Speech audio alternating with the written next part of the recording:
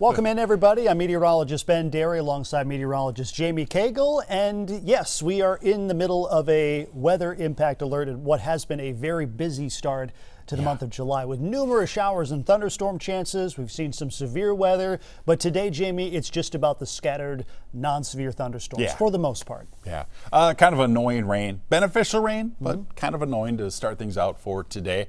Certainly saw a lot of heavier rainfall. Central Minnesota, and we've seen, like you said, a couple good rounds of storms around here. July is Julying. Yeah, for sure, no doubt about it, and that'll be the case moving forward as well with the heat returning this weekend. Let's bring you in with more details on this weather impact alert. It's a little wet and at times stormy outside.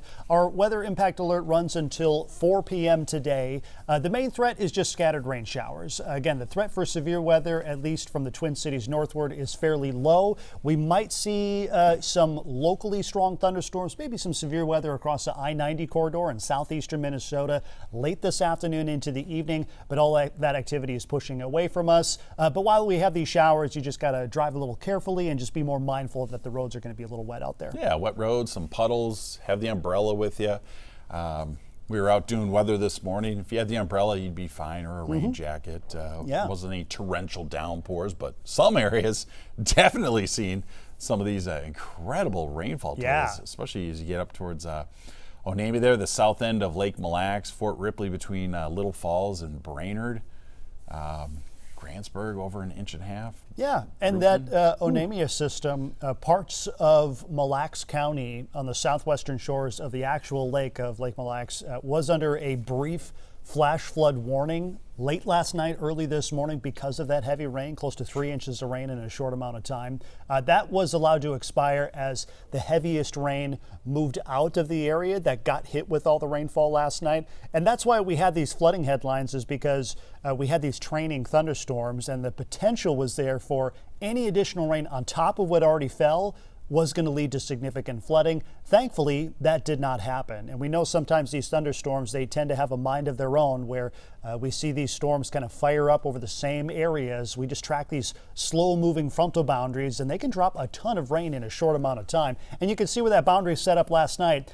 Radar estimates between 1 and 3 inches of rain fell right through the center part of the state, stretching from Alexandria to Little Falls, Mora, and into Grantsburg, where we saw the higher rainfall totals. The rest of the state seeing little rainfall, but still beneficial, considering we might be entering a bit of a dry stretch here. Yeah, you talk about those numbers around Onamia. I mean, that's nearly 3 weeks worth of rain this month in, what, under 24 hours? Probably about 12 hours? That is an incredible amount of rain. It'd be nice if we could spread it out more, share a little more of it, because as you go Brainerd straight north, that's where we have seen some of the worst drought conditions so far. Southwest corner of the state as well. They saw some decent rain, especially over South Dakota, but we have been reporting that there are numerous wildfires burning up in the Boundary Waters area, and you can see very little rain fell in the Arrowhead over the last 24 hours, nor are we expecting significant rain in that part of the state, at least anytime soon, unfortunately.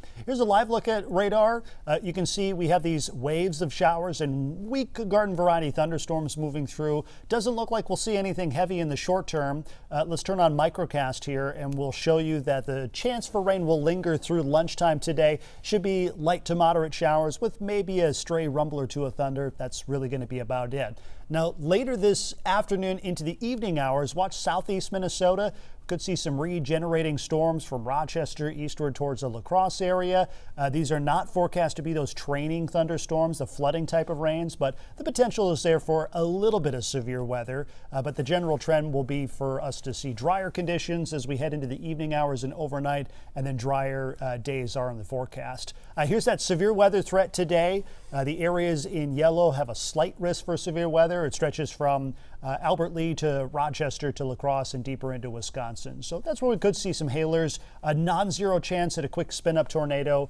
But again, it looks like the chance for severe weather is staying across southeastern Minnesota, evening and early overnight hours, and then we should clear out for at least a few days. Yeah, it looked like those would be some pretty good wind gusts they could get down there too. But the hail and the wind, pretty common theme so far this July with sprinkling tornadoes every once in a while. Goodness, right? Yeah. So the clouds and the threat for rain will keep our temperatures a little lower today. Upper 70s to lower 80s today, which is a little cooler than average for this time of year.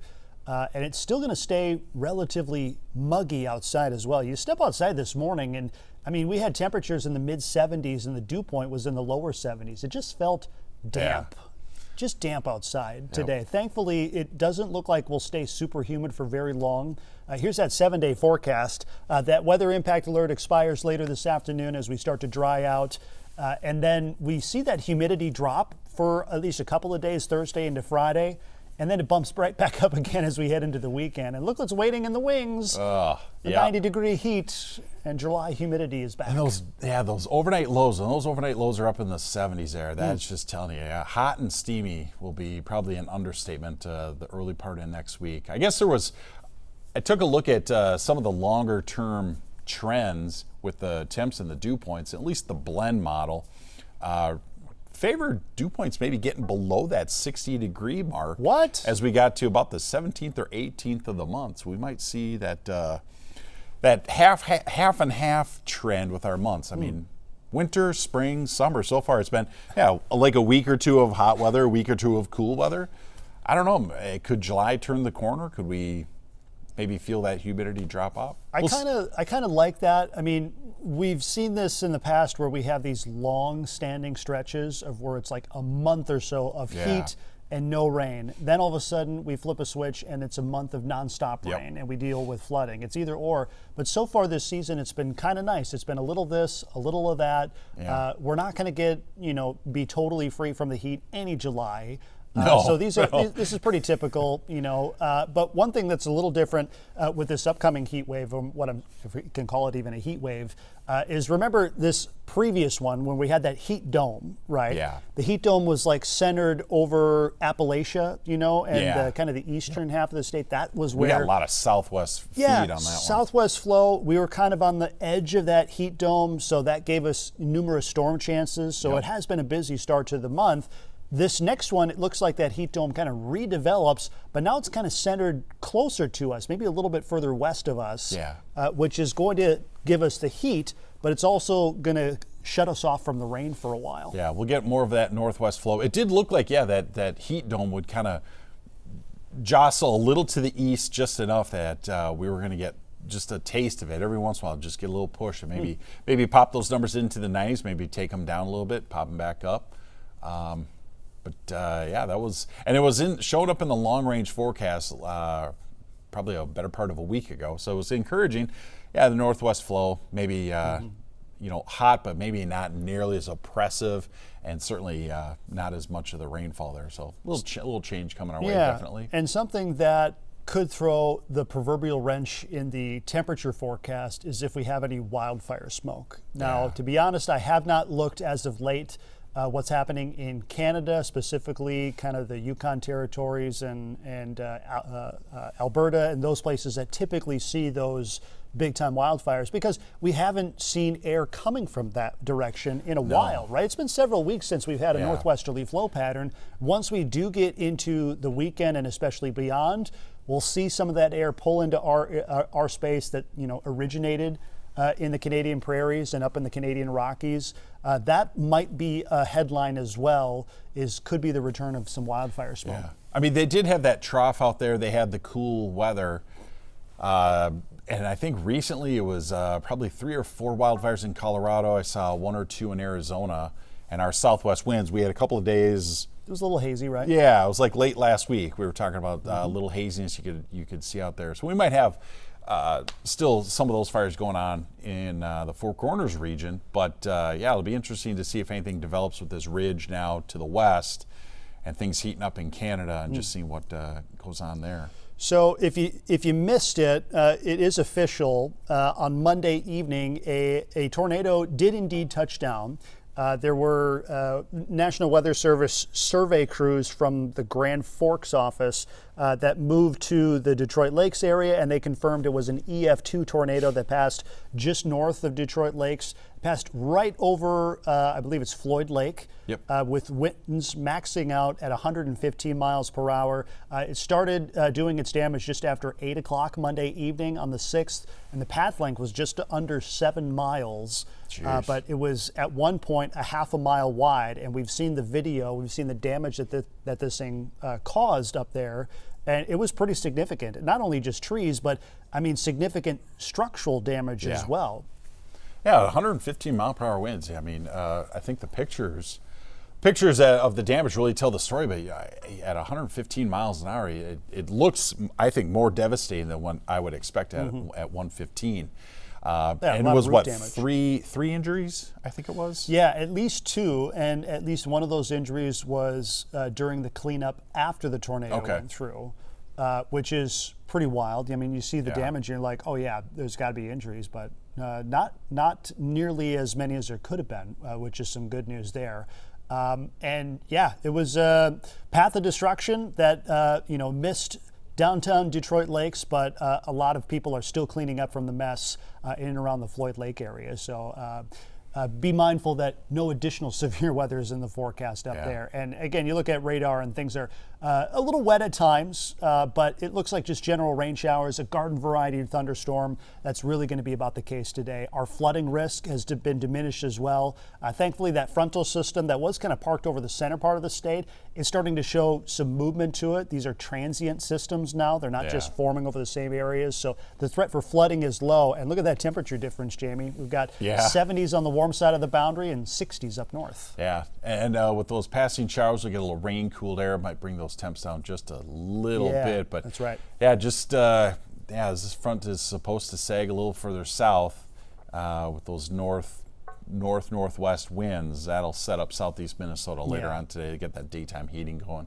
Thunderstorms there, but for us, not a real significant drop in the dew points. Although by tomorrow, not yet. Tomorrow looked like it'd be pretty nice. Might be really comfortable tomorrow. Yeah. Well, if you got daytime plans today, just keep in mind that the first half of the day looks pretty wet.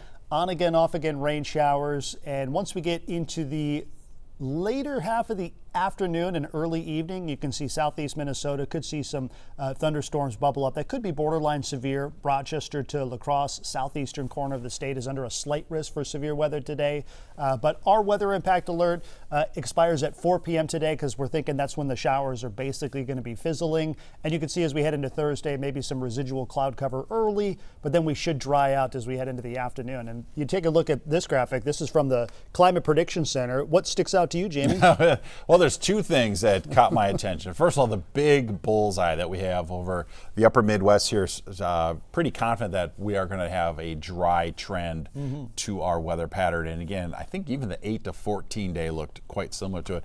And then I looked at State 48, Arizona, and you see that big green bubble there. That's the monsoon season. Is it monsoon season already? It is monsoon season. What does that mean? Now, it doesn't mean rain, right? It means like a change in wind direction, is that right? Monsoon technically is a change in the wind direction, and for folks there in the desert Southwest, Vegas, Phoenix, Tucson, they look forward to getting some pretty good thunderstorms out of that deal. And a lot of that wind actually is tied into that Bermuda high in the Atlantic, if you can believe that. So a lot of those winds carry in from Mexico. They come in from the southeast direction, and they pump the moisture into the state there. It hits the higher terrain, southeast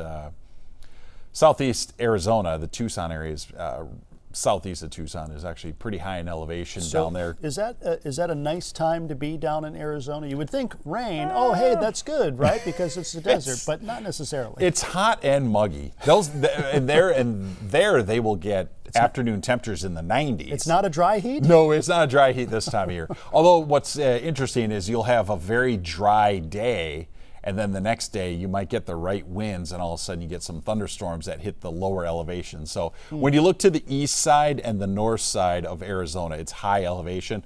Easy to get thunderstorms there, but they got to get into the valley, the Phoenix area, and that's the challenge. That's the hard part about getting rain in Phoenix. It's a tough forecast. It is. It can be. And also, like, you get the true flash flooding there, yes. where it goes from nothing to crazy raging rivers and flash streams. flood warnings. for everyone. Well, enjoy this free watering for your garden and your lawn today, because once we get after today, beyond today, it's a pretty dry forecast. It'll be interesting to see how fast drought conditions expand, considering we don't have any additional rain in our forecast probably for the next 7 days. The next weather headline is the return of heat and humidity starting this weekend with a string of 90s back in your forecast. That does it for our look at weather. We'll have more news and, of course, more weather right around the corner.